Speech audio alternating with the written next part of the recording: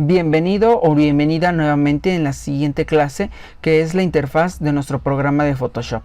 Del lado izquierdo nosotros podemos tener todas las herramientas que nosotros podemos ocupar. Mencionarte que tal vez a lo mejor algunas estén ordenadas de diferente forma, pero no hay ningún problema, ya que las herramientas que nosotros vamos a utilizar son fáciles y rápidas de encontrar.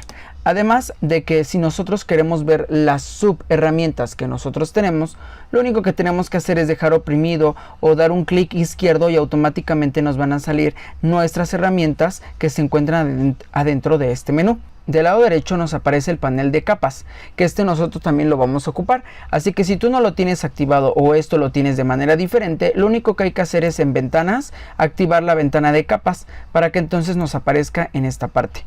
Recordarte que todos los programas o todas las imágenes de Photoshop están creadas a base de capas y nosotros vamos a interactuar con estas herramientas en los siguientes tutoriales.